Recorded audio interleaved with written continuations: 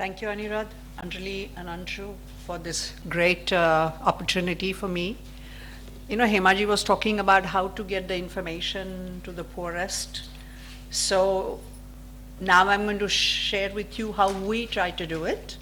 Our emphasis is not on curative information, it is on preventive information, and it is done in one of the most marginalized slums of Mumbai, and I'm going to try my best to be at 9 minutes. Oh Lord. Okay, I'm going to skip this and just go straight to the slum. This is the wharf, and this is a slum which is surrounded by water on 3 sides. It's a wharf that ejects into the sea, but they are located on Mumbai Port Trust land, hence they do not get any basic services like water, electricity, sewage disposal, or toilets. So you can imagine the plight they face into. This is what the sea looks like. So the first picture where the little kid is sitting down there is actually, he's defecating in the sea. That's what it looks like during the low tide because there's no water. In the same ground, the kids play. In the same area, when the water comes up during the high tide, the kids swim. And this is the same water during very high tides in monsoon, comes up and floods 30% of the homes of the community. So this is their toilet, their playground, their swimming pool, and everything else. And these two girls are actually rolling water from somewhere else because they have to purchase water every single day. They usually spend anywhere from about 6% to 8.78% of their monthly income purchasing water. This is, I'm just going to rush through this slide. It shows you the density, outdoor cooking, biomass usage as a fuel. And this is where we have been working since 2008 actually, but during 2009 to 2012, we launched a project along with Harvard and New York University exploring social determinants of health, as Dr. Datta talked about. Our team consisted of 4 of our research associates, me and another physician from Harvard, and 3 Barefoot researchers. These are the youth who actually live in the slum. We have educated them consistently over past 3.5 years. Their research, their training includes research methods, research ethics. We are talking about consents. So we do same thing. We do actually video consenting of every single person whom you approach in the slums. And then we did teach all these kids about anthropometry, which is height, weight, and body measurements, water sanitation, diarrhea, immunization, and mental health. We have done about 11 sub-projects on all these subjects, and we have quite many presentations and papers in the academic journals, etc. But that's not really important to you at this point in time. So these are our Barefoot researchers. You can see Tejal looking at checking blood pressure in the community. Well, before we go there, let me tell you, this community consists of about 15,000 people. 48% of the people are Muslims, mostly migrants from UP, Bihar, lately also Bangladesh. 42% of the people are Tamilians, specifically coming from Tirunelveli, and we have yet not figured out how all of them ended up in that particular slum. And we have 100 Christian families, and the remaining are some Maharashtrians and some other people. So basically, it's a polarized community with 2 different languages. So all our instructions have to be in Hindi and Urdu and in Tamil. And do we have Tamil-speaking people? Of course, because half of our Barefoot researchers are from the slum who speak Tamil.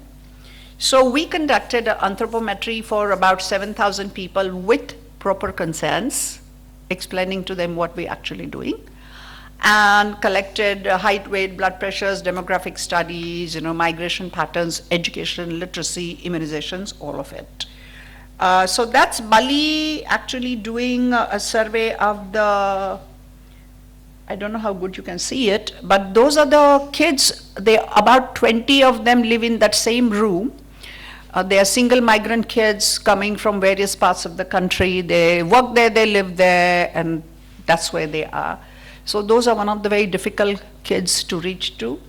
So we did, that's Tejal, Prashant, and Bali. They all are coming from the community themselves.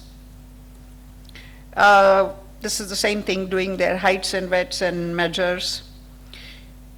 Their health indicators is this. So in 2011, when we did biometrics, we figured out their immunization rate was 47.4% in that particular slum versus 68.7% in other Mumbai slums.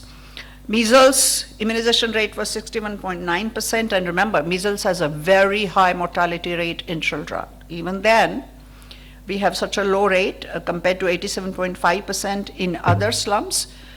Infant mortality rate in that slum is 58.1% versus 24.9%. We have, of course, done India as a country has done really lousy when it comes to infant mortality rate, child mortality rate, and maternal mortality rate, although it is a part of Millennium Development Goals. We sign on it, and in last 5 years, there has been not much of an improvement in any one of these health indicators. Women with no education, 42.6% in Kaula Bandar versus 19.3% in other slums in Mumbai. So you can imagine how difficult it is to work with this population. A lot of these women, especially women, are very difficult to approach because their religion does not allow them to even go from one lane of the slum to a fifth lane of the slum. And many of the girls in that slum after 4th grade usually are not allowed to go to school because of eve teasing. I don't know how many of you have read recently that there is going to be some extra police or something like that for eve teasing, which seems to be getting to be a very difficult problem. But when we are looking at dropout rates, and I think Pratham and many other organizations have done a lot of studies on it, it clearly shows that this kind of eve teasing issues prevent certain girls from going to school. So we have to deal with the population, which is it fits into these categories. So what did we do? So first of all, we trained our own Barefoot Researchers. So we actually took two specific subjects which were most critical from the health indicators. First was immunization because of the poor immunization rate. The next was water. We did an extensive water study in the community, and actually what we figured out is, I don't know if you can hear me, what we figured out is 97% of the people in Kaula Bandar get less than 50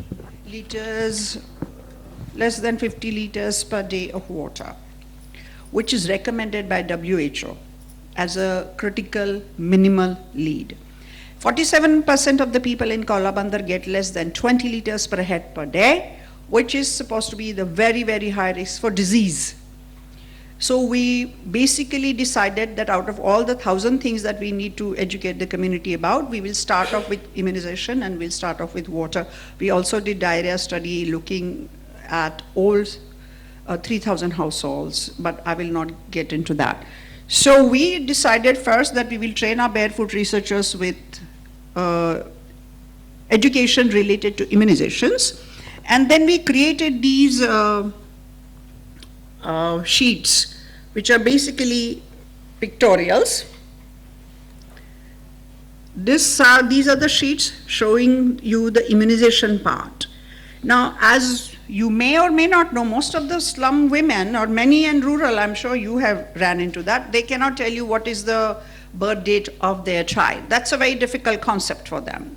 So if you say, oh, but at 2 months of age, he needs such and such immunization, they cannot figure it all out. So what we did is, we have connected this to the milestones. So, oh, if your child is trying to turn, he needs to get 1, 2, and 3 immunizations. When he's crawling, he needs to get 1, 2, 3, 4, and 5. When he's standing, he needs to get this, and this. It also shows the body part where the immunization needs to go. It shows that this has to be in a suey, which they understand. It is polio drops needs to go into their mouth. Vitamin has to go through a spoon. this is BCG has to go onto their shoulder, and so this is how it is all picturized, and that is in Tamil and this is in Hindi. And I think I have the actual things to show you. Then our Barefoot researchers take this sheet. Anurad, if you could just pass me my thing. Our Barefoot researchers take this sheet and go door to door to door from one house to the other house and sit with the woman and explain to her, actually spending the time, that how this needs to be done. So this is what it looks like. All of this is done in a very pictorial fashion because it's so hard for women to understand. And please remember, as Dr. Abhijit Banerjee of Poor Economics has often said, for poor people, something that is prevented 10 years later is very difficult to conceptualize today. They said, oh, you want me to give this horrible thing to my child who is going to get fever because something that will be prevented 10 years later? That's a hard concept for them to get. So how do you get this critical thing across? So what did we do? We located 2 kids in the slums who have polio. And then we would actually say, okay, this is what will happen to your kid if you don't give this shot. That is the only way to do this, to take your message and take it to people when you can show them in real terms what it can mean if you don't do this. And have we succeeded? Yes, we have. The immunization rate, after doing health camps there for about 18 months with the help of MCGM, we presented this horrible data to Manisha Maiskar, and she said, okay, what do you need? And we said, we need the health camp. So we gave the immunization, and oh my God, I'm ready to go. So let me go further quickly. This is for diarrhea. Yeah, that's what I'm doing. I'm just going to show them. This is for diarrhea. We do the same thing. All pictorials with signs of self-referrals, and we teach them how to do the ORS and how much to give them. And I can talk to you later, and then these are our Barefoot researchers actually going door to door to door, teaching them, and that's the healthy kid. But the only thing I want to tell you is with this kind of door-to-door education, we were able to get the immunization rate from that slum from 29% in 2009 to 90.7% in 2012. Thank you.